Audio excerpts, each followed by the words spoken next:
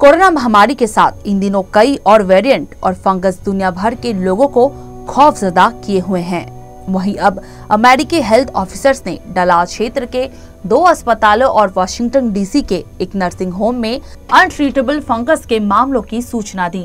Candida orris yeast का एक खतरनाक रूप है और ये गंभीर मेडिकल प्रॉब्लम वाले नर्सिंग होम और अस्पताल के मरीजों के लिए बड़ा खतरा बन चुकी है। दरअसल ये फंगस रक्त प्रवाह में संक्रमण का कारण बन सकता है, यहाँ तक कि इससे मौत भी हो सकती है।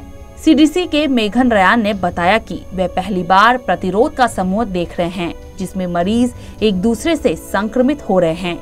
वाशिंगटन डीसी नर्सिंग होम में पाए गए 101 कैंडिडा ऑरिस मामलों के समूह में 3 मामले ऐसे थे जिन पर सभी 3 प्रकार की एंटीफंगल दवाओं का कोई असर नहीं हुआ। डलास क्षेत्र के 2 अस्पतालों में 22 कैंडिडा ऑरिस मामलों का क्लस्टर रिपोर्ट किया गया।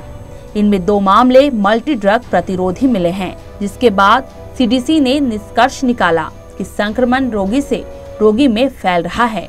ये 2019 के विपरीत है, जब वैज्ञानिकों ने निष्कर्ष निकाला था कि उपचार के दौरान न्यूयॉर्क में 3 रोगियों में दवाओं का प्रतिरोध बना था। US centre for disease control and prevention के मुताबिक खतरनाक कैंडिडा ऑरिस संक्रमण वाले 3 में से 1 मरीज की मौत हो जाती है। अमेरिकी स्वास्थ्य एजेंसी ने उभरते हुए फंगल को एक गंभीर वैश्विक स्वास्थ्य खतरा करार दिया है।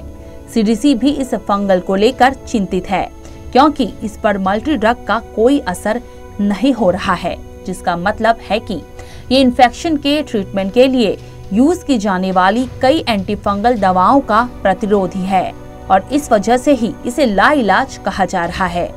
वह स्टैंडर्ड लेबोरेटरी तरीकों का इस्तेमाल करके इन्फेक्शन की पहचान करने में मुश्किल आ रही है, क्योंकि गलत पहचान से गलत इलाज का खतरा बना है। गंभीर कैंडिडा संक्रमण वाले ज्यादातर लोगों में पहले से ही कोई न कोई बीमारी पाई गई थी, इसलिए ये जानना काफी मुश्किल हो जाता है कि क्या किसी को कैंडिडा ऑरिस संक्रमण है या नहीं। सीडीसी के मुताबिक बुखार और ठंड लगना कैंडिडा ऑरिस संक्रमण के सबसे आम लक्षण हैं और संक्रमण के लिए एंटीबायोटिक इलाज के बावजूद लक्षणों में सुधार नहीं होता है। फिलहाल वैज्ञानिक अब ये पता लगाने की कोशिश में जुटे हुए हैं कि कैंडिडा ऑरिस संक्रमण एंटीफंगल दवाओं के लिए प्रतिरोधी क्यों है। इसके साथ ही ये भी पता लगाया जा रहा है कि हाल के वर्षों में ये संक्रमण इतना आक्रामक क्यों हो गया।